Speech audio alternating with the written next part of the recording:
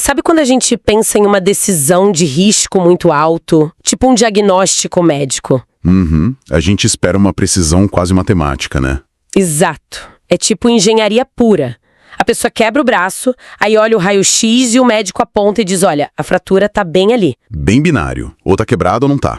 Pois é limpo, é visual, inegável, traz até uma sensação de controle. Mas então, a gente dá um passo pro mundo do debate político e, de repente, é como se essa máquina de raio-x estivesse completamente estilhaçada. Nossa, sim. A lógica vai pela janela. Total. E, bom, bem-vindos a mais um mergulho profundo nas nossas fontes. O foco da nossa análise de hoje é explorar essas águas turvas, sabe? De como e por que as escolhas políticas são feitas. E o nosso guia hoje é um ensaio bem instigante, né? Muito. Foi escrito pelo Evaristo Fagundes Cian Barella e o título é Quando a Moral Substitui a Razão na Política. Um título de peso. Demais. E a nossa missão aqui é desvendar essa tese central dele, que basicamente diz que o debate político no Brasil abandonou a racionalidade e trocou os fatos por uma guerra puramente simbólica e emocional. Mas antes da gente mergulhar de cabeça nos mecanismos dessa guerra, é fundamental a gente estabelecer o terreno onde a gente vai pisar hoje. Com certeza, porque é um terreno bem sensível. Muito. O texto toca em visões, estratégias e narrativas tanto da esquerda quanto da direita. Então, para quem nos ouve, fica o aviso de que o nosso objetivo aqui não é tomar partido. Nem defender ou endossar as opiniões do autor. Exatamente. A ideia é a gente atuar só como um espelho neutro mesmo, dissecando os argumentos para entender como essa engrenagem funciona na cabeça do leitor. Perfeito. Então, pegando o gancho principal do ensaio, a grande pergunta é: e se a forma como a sociedade vota não tiver nada a ver com propostas ou economia? E sim com uma espécie de dever moral, quase espiritual, né? A política deixa de ser uma questão de administração e vira tipo uma purificação. E para isso funcionar em massa, o autor diz que a complexidade precisa sumir. E some rápido, porque a mente humana sempre busca atalhos. O texto mapeia muito bem como os dois lados do espectro político são reduzidos a estereótipos que são, digamos, convenientes. Super convenientes. Como é que ele descreve o lado da direita, por exemplo? Então, do lado da direita, a imagem é quase sempre reduzida ao estereótipo absoluto da riqueza. Tipo o empresário implacável. Isso. Não existe moral, não existe nada, faz qualquer coisa, vende a mãe se precisar. Entendeu? Se precisar, a galera manda matar, manda pressionar uma coisa para deixar um monte de gente faminta. Se for para ganhar dinheiro, a galera do mercado financeiro faz qualquer coisa. O banqueiro engravatado, o dono de um conglomerado de mídia ou até o pastor milionário. E o autor explica que isso cria um gatilho emocional muito rápido. Porque, bom, a maioria das pessoas não anda de jatinho. Exato. Se quem está votando luta para pagar os boletos no fim do mês, a desconexão é instantânea. O cérebro da pessoa já diz, olha, eu não pertenço a esse grupo. E aí o plano de governo do candidato nem é avaliado. Nem chega a ser lido. A barreira simbólica bloqueia o acesso antes. Nossa, faz muito sentido. E do outro lado, na esquerda, como que essa irracionalidade é construída? Do lado da esquerda, a âncora a um discurso moral muito poderoso. A ideia de que o simples fato de ajudar os pobres já define por si só uma escolha política virtuosa. O texto até fala de uma ancoragem religiosa nisso, não é? Sim, ele cita que isso tem respaldo direto em interpretações bíblicas, tipo Mateus 25. Ah, claro, sobre ajudar os necessitados. E aí o resultado prático disso é que votar deixa de ser uma decisão prática. Vira um dever moral puro e simples. Ignora totalmente a complexidade das ideias econômicas. Sabe o que eu fiquei pensando lendo isso? É como se a sociedade precisasse escolher uma equipe médica para uma cirurgia super complexa e em vez de olhar o currículo dos cirurgiões ou a técnica deles, a gente estivesse escolhendo pela cor do jaleco. Nossa, perfeita analogia. Ou, sei lá, debatendo se eles parecem ser pessoas boas na foto do crachá, sabe? A técnica nem entra na sala de espera. É exatamente isso. E isso nos leva para a raiz do problema. Porque a gente tem que se perguntar por que esses gatilhos específicos funcionam tão bem no Brasil. Essa associação rápida de que a riqueza é a vilã e a pobreza é a virtude. De onde vem isso? O texto é bem categórico. Ele culpa uma herança cultural moldada por séculos, que ele chama de catolicismo ibérico. Catolicismo ibérico. Tá. Explica melhor para quem acompanha a gente. É uma estrutura mental herdada onde a riqueza é instintivamente ligada à culpa. O ensaio até aponta a crença popular de que, aspas, os ricos mataram Jesus. Ah, entendi. Enquanto a pobreza fica eternamente ligada à virtude. Porque Jesus era um minde e o sistema eliminou ele. Exatamente. E quando você olha a economia por essa lente milenar, a economia sofre uma mutação. Ela vira um julgamento moral. Vira um tribunal de inquisição moral. A desigualdade social deixa de ser vista como um problema técnico e passa a ser automaticamente uma injustiça moral pura. Ou seja, se alguém tem muito, é porque tirou de quem tem pouco. A economia vira um jogo de soma zero na cabeça das pessoas. Que é pessoas que pensam que o mundo é o jogo de soma zero, tende a achar que o Estado tem que intervir mais e são mais de esquerda. Pessoas que acham que o mundo não é um jogo de soma zero, que acham que é uma soma positiva, tende a ser mais de direita e tende a exigir menos intervenção do Estado. Então, por quê? Porque se eu acredito que alguém ficou rico porque alguém ficou pobre, Sim. então eu vou pedir para tomar teu. E nessa visão binária, a gente simplesmente ignora uma lista inteira de fatores reais. Fatores que o autor lista, né? Tipo produtividade, incentivos. Capital humano, dinâmica de mercado, ignora até o talento ou a simples sorte e azar na vida de alguém. Mas olha, deixa eu fazer um papel de advogado do diabo aqui rapidinho. Claro, manda. Não seria humano e até natural que uma desigualdade extrema, daquelas que a gente vê na rua mesmo, gerasse uma indignação moral verdadeira em quem está observando? Sem dúvida. Porque não dá para olhar para a miséria só pensando em planilhas. A empatia é quase biológica, né? O ponto do autor é que o erro está em usar só essa lente emocional. Perfeito. A sua pergunta é super válida e é bem por aí que o autor vai. A empatia aponta o problema. Mas a emoção sozinha não constrói a ponte, entende? Ela não faz a matemática para resolver a miséria. Exato. O ponto do autor é que quando você substitui a análise técnica pelo julgamento moral, a solução some. O debate fica só na busca de culpados para punir e santos para exaltar. Engenharia social trocada por julgamento de valor. E se a lente que o eleitor usa é essa puramente moral e simbólica, imagina como isso se reflete nas urnas. Eu ia te perguntar isso agora. Como isso vira voto na prática? Bom, o ensaio argumenta que esse cenário cria o ambiente perfeito para figuras que são símbolos vivos. Pessoas com apelo emocional gigantesco. Isso. E eles têm um sucesso estrondoso no que ele chama de Brasil católico, mesmo se não tiverem preparo técnico, trabalho prévio ou propostas consistentes. O candidato nem precisa de um plano, ele só precisa de uma boa história de superação. O texto até cita exemplos reais, né? Vários. Ele fala das histórias de glória que vêm do entretenimento e do esporte. Cita o Romário e a Leila do vôlei. Ah, sim. Porque as pessoas não estão votando num legislador ali, estão votando na vitória deles contra as probabilidades. E tem também os candidatos que emergiram da extrema pobreza.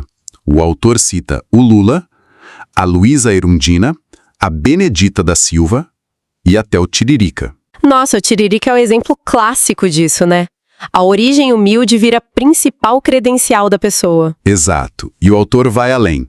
Ele fala de candidatos portadores de doenças graves ou que usam cadeira de rodas. O que já ativa a empatia na hora. Imediatamente. A vulnerabilidade física é lida por esse tribunal moral como um símbolo inquestionável de pureza. Cara, lendo isso, a sensação que eu tive é que o ensaio descreve as eleições como se fossem a cerimônia do Oscar. Cerimônia do Oscar. Como assim? Pensa bem, o eleitor senta ali e vota no melhor drama pessoal, na melhor narrativa de redenção, em vez de atuar, sei lá, como um conselho de administração contratando um gestor para o país. Nossa, é uma leitura muito precisa do que ele descreve. É a jornada do herói vencendo o currículo do gestor, com certeza. E aí a gente entra no aspecto mais sombrio relatado pelo autor. Que é quando a religião entra em cena como uma arma, né? Sim. Porque a religião deixa de ser uma crença íntima e passa a ser uma estratégia deliberada de manipulação de massas. Os candidatos começam a usar a fé não porque acreditam, mas porque dá voto. Puro oportunismo político. O texto fala que eles se associam a símbolos cristãos para capturar a empatia de uma população que, segundo o autor, é carente de ferramentas críticas. Ele usa o termo analfabetos funcionais, se não me engano? Isso, para descrever quem não tem como separar a fé genuína da tática de marketing. Hoje, a gente tem uma média de 29% da nossa população que é analfabeta funcional. Isso significa que a gente tem mais de 40 milhões de pessoas que são analfabetas funcionais. 12% dessas pessoas que são analfabetas funcionais, elas têm ensino superior. Então, as pessoas não sabem o que as palavras significam, elas não têm noção de como interpretar um texto. E aí o texto faz um contraste poderoso sobre o que é a fé verdadeira. Que na visão dele é silenciosa e íntima, certo? Exato. Ela não se impõe, não precisa de validação pública. Ele usa até o exemplo de como os judeus se relacionam com a religião deles de forma mais reservada e comunitária. Bem diferente do que a gente vê na política brasileira. Completamente. No Brasil, a fé virou uma ferramenta retórica. O debate é reduzido a uma guerra entre os bons, oprimidos e cristãos, contra os maus, opressores e ricos. Aquilo que a gente falou, o meio termo simplesmente desaparece. Some. E para ilustrar o perigo gigante dessa mentalidade de guerra santa, o autor resgata um dado histórico alarmante. A Inquisição. A própria. Foram mais de 600 anos e matou mais de 11 milhões de pessoas. 11 milhões? Sim. Tudo porque eles dividiam o mundo exatamente assim. Quem estava do lado da fé e os hereges que precisavam ser eliminados. Eu acho fascinante e assustador pensar nisso. Porque olha para o nosso momento, a gente vive na era da informação. Pois é, todo mundo tem dados no bolso o tempo todo. Mas a tática de usar a fé como escudo político, que é antiquíssima, da época da Inquisição, continua funcionando perfeitamente hoje. O hardware psicológico humano não muda tão rápido quanto a tecnologia, né? E é por isso que o autor chega numa conclusão bem dura. Qual seria a síntese de tudo isso para ele? Que enquanto o debate nacional ficar preso nessa arena puramente simbólica... Demonizando um lado e santificando o outro. Exato. O país simplesmente não avança, fica girando em círculos. A análise racional, os dados, a responsabilidade de longo prazo, tudo isso fica de lado. Fica as moscas. E é legal a gente conectar isso com o dia a dia de quem nos ouve. Qual é o valor prático de entender tudo isso? Boa pergunta. Eu diria que é não ser engolido pela retórica, sabe? A pergunta que fica não é de que lado você está, mas se a sua escolha está sendo baseada em símbolos emocionais ou na realidade concreta. Perfeito. Se a gente está contratando o cirurgião pela técnica ou pelo jaleco limpo. Exatamente. E para fechar a nossa análise, a partir de tudo que o material trouxe, tem uma provocação que eu acho que vale a pena deixar para nossa audiência pensar depois. Opa, adoro. Manda. Então, se as nossas escolhas políticas estão tão profundamente enraizadas nesses símbolos culturais específicos, dessa herança católica ibérica, Tá.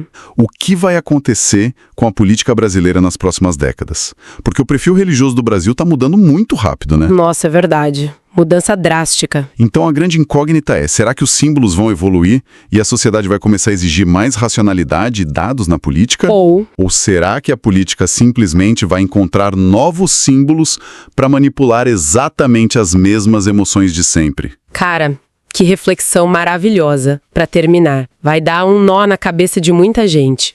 É a grande dúvida sobre o futuro mesmo. Fica o questionamento. É isso. Bom, nós ficamos por aqui com esse mergulho profundo. Um grande abraço a quem acompanhou a gente hoje. Continuem questionando as narrativas ao seu redor e até a próxima. Este vídeo e o conteúdo deste canal como um todo objetivam despertar na audiência a percepção dos perigos das conclusões apressadas no Brasil, profundamente influenciado pela religião católica, tão comuns no nosso dia a dia quanto perigosas para a liberdade, a razão e o progresso do país. Quando o pensamento crítico desaparece, a ignorância coletiva toma conta. E nesse cenário, cada um se convence de que está absolutamente certo. Pensamento crítico é mais do que pensar demais. É um hábito disciplinado, quase uma arte. Questionar aquilo que parece óbvio, investigar antes de aceitar, exigir provas antes de se deixar levar por qualquer crença.